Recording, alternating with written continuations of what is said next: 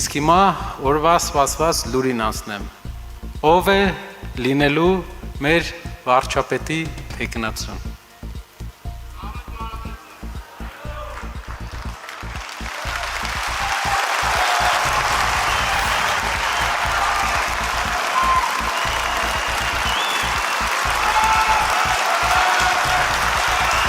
Մեր կուսակցության վարչապետի թեկնածուն պարոն Կարապետյան, Սամվել Կարապետյան։ Սամվել Կարապետյանի գլխավորած Ուժեղ Հայաստան կուսակցության վարչապետի թեկնածուն Սամվել Կարապետյանն է։ Շնորհանդեսի ընթացքում հայտարարել է մեր ձևով շարժման համակարգող Նարեկ Կարապետյանը։ Սահմանադրագետները բացատրել են, թե ինչպես Սամվել Կարապետյանը կարող է լինել վարչապետի թեկնածու, հաշվի առնելով այն հանգամանքը, որ նա երկքաղաքացի է։ Հայաստանի Հանրապետության Սահմանադրությամբ նախատեսված են փոփոխությունների 3 ռեժիմներ, նախ գոյություն ունեն անփոփոխելի հոդվածներ,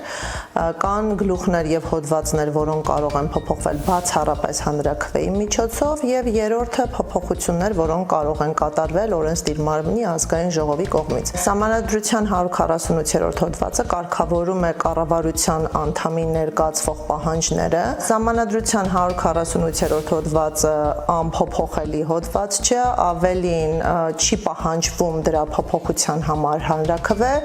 ուստի այս հոդվածի փոփոխությունները բավականին ճկուն են, անհրաժեշտ է ազգային ժողովի կողմից փոփոխությունների տեքստի ընդունում։ Նախաձեռնությունը տեղի ունենալու պարագայում նախագիծը դրվում է քվեարկության ազգային ժողովում եւ այն պետք է հավաքի падգամավորների ընդհանուր թվի 2/3 ձայները։ Նարեկ Կարապետյանը հայտարարել է, որ ընտրություններից 20 օր անց ազգային ժողովի առաջին նիստին հանդես կգան համապատասխան օրենսդրական փոփոխ։ Ինչպես է փոփոխվում, որոշվում 148 հոդվածը։ Փոփոխվում է ազգային ժողովով, ազգային ժողովի քվեարկությամբ եւ ոչ թե սահմանադրական բարեփոխումներով։ Իսկ ինչ ընտրություն է լինելու հունիսի 7-ին։ Ուժեղ, տնտեսապես անկախ ու անվախ Հայաստան ունենալու համար են քաղաքացիները միանում ազգային բարերար Սամվել Կարապետյանի առաջնորդած Ուժեղ Հայաստան կուսակցությանը։ Հայաստանի տարբեր մարզերից եկած մարդիկ վստահ են, որ միայն Սամվել Կարապետյանն է զորու մեր երկիրը հանել այս ծանր վիճակից ու դարձնել Ուժեղ Հայաստան։ Ինչու է միանում մեր շարժմանը միայն մի նպատակով, որ մենք երկիրը այս վիճակից հանենք, այս խայտառակ վիճակից, որի մեջ մեզ մտցրել է այդ ՔՊ կոչվածը իրենց այդ թշվառ առաջնորդի հետ միասին։ Սամվել Կարապետյանի շանսերն ավելի մեծ է, որտեղ ինքը ուժեղ առաջնորդ է, ինքը ժողովրդի մասին մտածող մարդ է։ Որպեսզի փրկվենք փոքր խմբակից եւ վստահելով Սամվել Կարապետյանի ուժերին, լավ ճանաչելով իր կենսագրությունը իմանալով դրա համար։ Հիմնական նպատակն է այո ունենալ Ուժեղ Հայաստան, ինչու ենք ընտրել Սամվել Կարապետյանին։ Սամվել Կարապետյանը բոլորիս հայտնի բարեգործ է, աշխատել է միշտ արտասահմանում եւ մեծ ներդրումներ է արել Հայաստանում։ Սամվել Կարապետյանը ունի տնտեսություն, ունի ղեկավարման փորձ, մենք վերցնելու ենք այդ փորձը եւ կիրառել ենք Հայաստան Հանրապետությունում, ունենալու ենք մենք Ուժեղ Հայաստան։ Ներկայիս իշխանությանը ոչ մի ձև չենք ուզում ունենալ։ Սամվել Կարապետյանի աջակիցները առաջնային խնդիր են համարում ազգի միասնության վերականգնումը։ Վստահ են Սամվել Կարապետյանը կվերականգնի դա։ Առաջինը այ ժողովրդի միավորումն է։ Ես այդպես եմ կարծում, իրենք էլ են կարծում, Հայազն էլ է դա կարծում, որ մենք պետք է բոլորս միասին պայքարենք մեր հողի, մեր ջրի համար։ Մենք ունենք հայրենիք եւ չունենք ոչ մեկին տալու։ Հայրենիքի տերը այս ժողովուրդն է։ Առաջին հերթին Նիկոլին հեռացնենք, հետո մնացած հարցեր ինձ թվում է կլուծի անպայման։ Ժողովուրդը պետք է միախմբվեն, որ թուրքը վախենա։ Ամենակարևոր խնդիրը տնտեսական հարցերն են, իր 5 կետերն են, եւ երկրորդը կրթություն, առողջապահություն, բոլոր գլխավոր կետերը, որ ուզում են հիմա մեր ժողովուրդը։ Մենք մութ ու ցուրտ տարիներ ենք տեսել, նեղ օրեր ենք տեսել 90-ականների սկզբներին, մութ, ցուրտ ոչ մի բան չկար, ուտելիք չկար, ոչինչ չկար, բայց պատերազմ հաղթեցինք։ Իսկ այս շեն երկրի ամեն ինչը կար,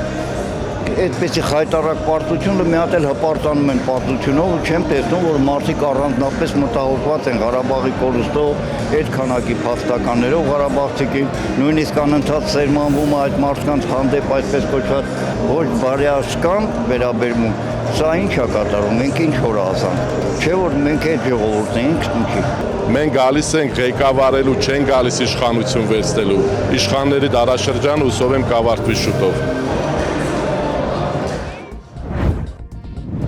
Արագածոտնի թեմի առաջնորդ Մկրտիչ Սրբազանը ազատվել է կալանքից։ Այսօր Արագածոտնի մարզի առաջին ատյանի ընդհանուր իրավասության դատարանը որոշել է թեմի առաջնորդի կալանքը վերացնել եւ որպես այլընտրանքային միջոց կիրառել տնային կալանքը, հայտնել է նրա պաշտպան Արա Զորաբյանը։ 2026 թվականի հունվարի 26-ին Սրբազանի կալանքը երկարաձգվել էր 1 ամսով։ Մկրտիչ եպիսկոպոս Պրոշյանը կալանավորված է 2025 թվականի հոկտեմբերի 16-ից։ Նրա նկատմամբ հանրային քրեական հետապնդում էր հարուցվել պաշտոնական դիրքն օգտագործելով ընտրական իրավունքի խոչընդոտման հոդվածով։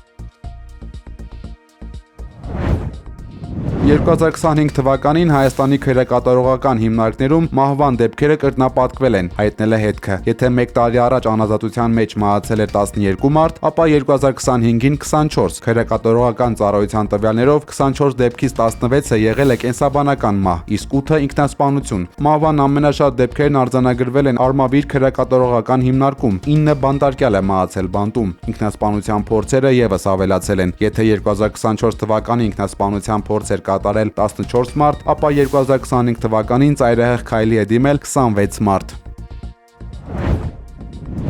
Հայաստանում կստեղծվի արագ արձագանքման բժշկական թիմ, ըստ կառավարության որոշման այս խումբը պետք է հագեցած լինի անձնակազմով, գույք սարքավորումով, սնունդով եւ այլն, ունենա այն ամենը, ինչ անհրաժեշտ է ցանկացած վայրում տեղակայվելու եւ տուժած քաղաքացիներին անհրաժեշտ բժշկական օգնություն ցուցաբերելու համար։ Այն կարող է ներգրավել ինչպես երկրում տուժածներին բժշկական օգնություն տրամադրելու աշխատանքներին, այնպես էլ երկրից դուրս միջազգային մարդասիրական առաքելություններին։ Առողջապահության նախարարության հետ այս միջոցառման համակատարող կլինի ներքին գործերի նախարարությունը։ Նման ծրագիր առողջապահության նախարարությունը առաջարկել էր նաև 2023 թվականին Սուրբ Գրիգոր Լուսավորիչ բժշկական կենտրոնի հենքի վրա բժշկական կենտրոնի բուժաշխատողների եւ ներքին գործերի նախարարության փրկարար ծառայության մասնագետների ներգրավմամբ առաջարկվել էր ստեղծել հայաստանյան արագ արձագանքման բժշկական թիմ։ Այն արագ արձագանքման կենտրոնի հետ համատեղ առաջին օգնություններ ցուցաբերելու արտակարգ իրավիճակների ժամանակ։ Ծրագրի իրականացման մասին սակայն հետագայում պարզաբանումներ չէին եղել։ ԱՄՆ նախագահ Դոնալդ Թրամփն Իսրայելի վարչապետ Բենյամին Նեթանյահուի հետ հանդիպմանն ասել է, որ Իրան-Միացյալ Նահանգներ բանակցությունները պետք է շարունակվեն։ Ըստ ԱՄՆ նախագահի, եթե Իրանի հետ գործարքը հնարավոր լինի, ինքն Իսրայելի վարչապետին կհասկացնի, որ դա նախընտրելի տարբերակ է։ Իսրայելի վարչապետն ԱՄՆ կատարած այցի ընթացքում պաշտոնապես դարձել է Թրամփի ստեղծած Խաղաղության խորհրդի անդամ։ Այս ամենին զուգահեռ Թուրքիայի արտգործնախարար Հական Ֆիդանը հայտարարել է, որ ԱՄՆ-ն պատրաստ է փոխզիջման գնալ Իրանի միջուկային համաձայնագրի եւ ուրանի հարստացման հարցերում։ Իրանի ազգային անվտանգության գերագույն խորհրդի քարտուղար Ալի Լարիջանին Դոհայում հանդիպել է Կատարի բարձրաստիճան ղեկավարության հետ։ Ալ Ջազիրային տված հարցազրույցում նա Իսրայելին մեղադրել է Թեհրանի եւ Վաշինգտոնի միջև միջուկային բանակցությունները ձախողելու փորձի մեջ։ Լարիջանի խոսքով Իսրայելը կեղծ պատրվակներով փորձում է նոր պատերազմ հրահրել եւ ապակայունացնել ողջ տարածաշրջանը։ Իրանցի պաշտոնյան ընդգծել է, որ այդ քաղաքականությունը վտանգում է նաեւ Կատարի, Սաուդյան Արաբիայի եւ Թուրքիայի շահերը։ Որպես իսրայելական կողմի ագրեսիվ գործելավոճի օրինակ նա հիշատակել է սեպտեմբերին Դոհայում Համասի ներկայացուցիչների նկատմամբ իրականացված հարձակումը։ Հունիսին իսրայելական հարվածների հետևանքով տապալվել էր միջուկային ծրագրի շուրջ ընթացող բանակցությունների նախորդ փուլը։ Ռուսաստանում պաշտոնապես արգելափակվել է WhatsApp հավելվածը։ Կրեմլի խոսնակ Դիմիտրի Պեսկովը հաստատել է այս որոշումը, նշելով, որ այն իրականացվել է Մետայի ռուսական օրենսդրությանը չենթարկվելու պատճառով։ Պեսկովը քաղաքացիներին հորդորել է անցնել ռուսական պետական Max Messenger-ին, այն անվանելով հասանելի այլընտրանք եւ զարգացող ազգային հարթակ։ Մինչև իշխանությունները պնդում են, որ նոր Messenger-ը պարզեցնում է մարդկանց կյանքը, քննադատները զգուշացնում են, որ Max-ը կարող է օգտագործվել որպես տեսական գործիք օգտատերերին հետևելու համար։ Արգելափակման արդյունքում WhatsApp-ը Ռուսաստանում այժմ հասանելի է միայն VPN-ի միջոցով։ Մետայի ներկայացուցիչները շեշտում են, որ ավելի քան 100 միլիոն օգտատեր չի կարողանում անգամ հեռացնել իր հաշիվը, ինչի արդյունքում հնարավոր է Edge-ի անվտանգության մակարդակի թուլացում։ Չօգտագործվող հաշիվները հաքերները կարող են հեշտությամբ կոտրել եւ հասանելիություն ստանալ անձնական տվյալներին։ C'è sicuramente un motore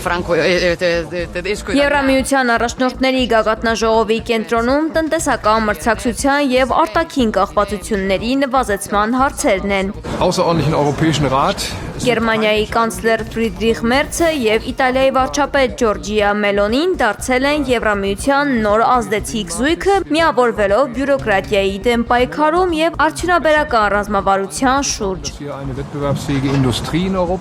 Որոշ վերլուծաբանների կարծիքով այդ կապը Ֆրանսիայի դերը ստվերային է դարձնում։ Թեև Մերցը պնդել է, որ Էմանուել Մակրոնի հետ գրեթե բոլոր հարցերում համաձայն է, Ֆրանսիայի նախագահը շեշտել է Չինաստանի եւ ԱՄՆ-ի հետ մրցակցության եւ մաքսատուրքերին հակազդելու հրատապությունը։ Բելգիայի վարչապետ Բարդե Վեվերը նախազգուշացրել է, որ էներգագիրների բարձր գների պատճառով եվրոպական պողպատաձուլական եւ քիմիական ոլորտները փլուզման եզրին են, ինչը Եվրոպան դարձնում է ոչ մրցունակ։ Այս ֆոնին Դանիայի վարչապետ Մետե Ֆրեդերիկսենը կոչ է արել վերջ տալ գերտերություններից ունեցած տնտեսական կախվածությանը, շեշտելով Գրենլանդիայի շուրջ ԱՄՆ-ի հետ ունեցած առևտրային լարվածությունը։ Միության ներսում առկա են նաև սուր հակասություններ։ Հունգարիայի վարչապետ Վիկտոր Օրբանը կտրուկ պահանջում է դադարեցնել Ուկրաինայի ֆինանսավորումը։ Նա Եվրաընտանիքին մեղադրել է Բուդապեշտի ներքին գործերին միջամտելու համար։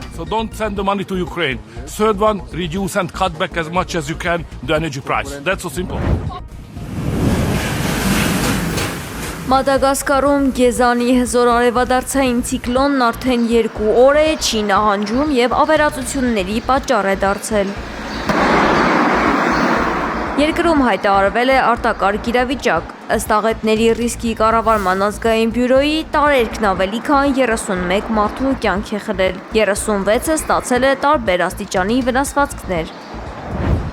Փետրվարի 14-ին Սուրբ Վալենտինի օրը երկրի կողքով կանցնի երկնային մի հսկա աստերոիդ։ Սա վերջին 1 տարվա ամենախոշոր օբյեկտն է, որը հարաբերականորեն մոտ հեռավորության վրա կմոտենա մեր մոլորակին։ Աստերոիդի տրամագիծը հասնում է մոտ 1 կիլոմետրի։ Սա դարձնում է նրան ամենախոշորը բոլոր այն օբյեկտներից, որոնք վերջին 12 ամիսների ընթացքում մտել են պոտենցիալ վտանգավոր գոտի։ Աստերոիդը կթռչի անվտանգ հեռավորության վրա երկրից մի քանի միլիոն կիլոմետր հեռու։